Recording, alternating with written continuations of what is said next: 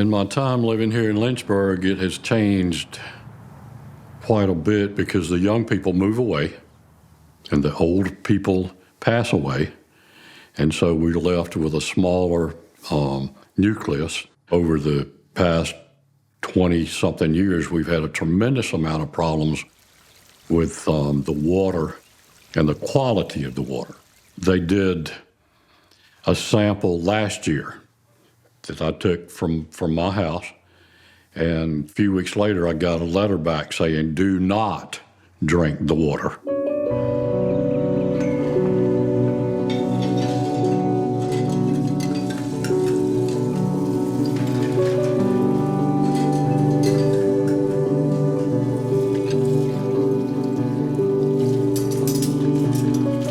Sometimes we just couldn't wash our white clothes and stuff. And then sometimes you feel like if you did wash your clothes, they wasn't clean because so much rust was coming through. We buy water most of the time for drink. consumption. Yeah. That's the lifeblood. It's water. It's water. You bathe in it, you drink in it, and everything else. And like right now, I have people tell me even at church and says, you drink that water? I said, really? I drink bottled water. When we gone, we want our children and everybody else to have good water and have a system they can depend on. Those lines, in my opinion, should have been replaced years ago. There's like a sulfur, strong smell in the water, sand, because we're pumping water with a pump. I don't drink the water. I have several white shirts, because I am a minister. I have several white shirts that are now rust. I got a washing machine, the second one that is full of rust in the bottom. And so the quality of water has declined. This is a water filter that goes only to my washing machine. It does not go to any other part of my house. I just have to filter this so that all the rust doesn't get in my clothing. The first thing we saw was the color of their water. That was something that they brought to us, the initial visit, to show us that they were suffering and the quality of life was impacted by how dark their water was. It's iron deposits. It affects their ability to cook, to clean, to wash their hair or their clothes. So that was something that was immediately apparent to us that we knew couldn't really wait on the timeline of state revolving funds. In the middle of March, my fingernails turned orange. I have third stage kidney disease, and I don't know if I can't filter the rust out or what, but it shows up in my fingernails. I wash my hair once a week in my shower at home, and by the time I go to the beauty parlor, there's rust buildup on my hair follicles, and my hair is almost orange looking. The water you're drinking, it's important, Everybody wants clean water, everybody deserves clean water. And, water's the wastewater that you're discharging to the creeks, the streams, the rivers, and it all ends up being the drinking water you drink at the end of the day. So it's all about protecting the public health and the environment. Our primary issues here at the wastewater plant is the non-operational aerators. We should have more operating here than we do now. The curtains are falling, which kind of creates short-circuiting, and you kind of lose your treatment time for the water. The excessive vegetation that you see both in the lagoon and growing through the liner is a concern. It takes away from the integrity of the liner, and it takes away from capacity in the lagoon to store water. This treatment plant does not have any standby power, so if we lose power, we're without treatment, and that's a concern for sure. My hope for Lynchburg is that we be recognized, that we are a community of people in need. We still have the same needs, but they're greater because we don't have the infrastructure, we don't have the businesses, so our economy is very low. We need to have these things addressed. We need to keep our people here, grow the community, and enlarge our base, and we can only do that with some attention.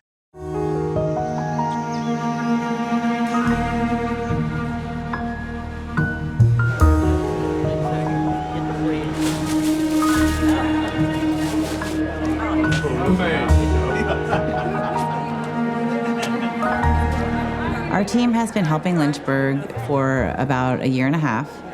We started through the Community Solutions Team pilot work for the EPA, which started in July of 2022, to really help thinking about ways to get funding from the bipartisan infrastructure law to communities that are underserved or disadvantaged and might have harder time accessing it, mostly focusing on water and wastewater infrastructure. The first session, we had 60 people at the listening session in a town hall that is across from a closed restaurant, closed businesses, a closed police station. There is no school district. There are buildings that are, in blight or dilapidated, falling down.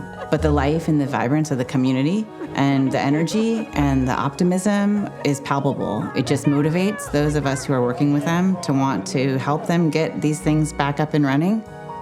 The state, they want to support small towns, but if you're only serving 400 people versus if you're serving 4,000, right, the money's going to go towards a town that's going to have greater impact. And so it's harder to get the funds to be able to replace infrastructure. And so I think being able to get all of the players in the room, get the engineering firm kind of more engaged and on board, get the operators here, and really starting to think like, okay, what do we need to address first, right? And in this case, you've got some violations with the state, and let's address those so that we stop getting fined, so that revenue can go towards, building up your reserve or actually covering some of your expenses. So helping them, prioritize, understand their system, understand their finances, I think has been one of the ways that we've been active. And then, in conjunction with the U.S. Water Alliance, being able to hold community meetings and really understand. So those are the priorities from the system side, but what are the priorities from the customer side, from the town, right? Where are people thinking, feeling, how are they engaged, and what's important to them, I think is another piece that the town hasn't had the capacity to be able to do. This community is really wonderful. They're really warm. They're engaged. We had a community meeting last night with, 60-some folks show up, probably at least, right? And the town is 400 people. So, to get that big of a turnout, people are really engaged. They're really passionate. They care about their town.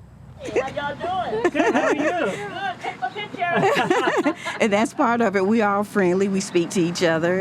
We're concerned about each other. What they want and what they want to see happen are things all that would rely on clean water and sanitation services, a library, a health center, a grocery store. So we think about it as an opportunity to grow in bigger communities. But for a community like Lynchburg, they just want the basics. They just want a library, and that requires water.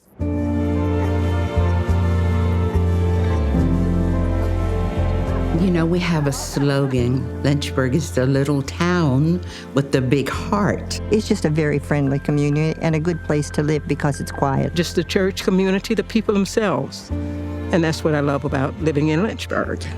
It's just a good place. It's a good feeling. And you feel free and you feel happy, even though you might not have a store on the corner now. It grew me to who I am. It groomed me to who I became, and I just love it. We are alive. We are small, but we are here, and we are alive, and we are working to make it better.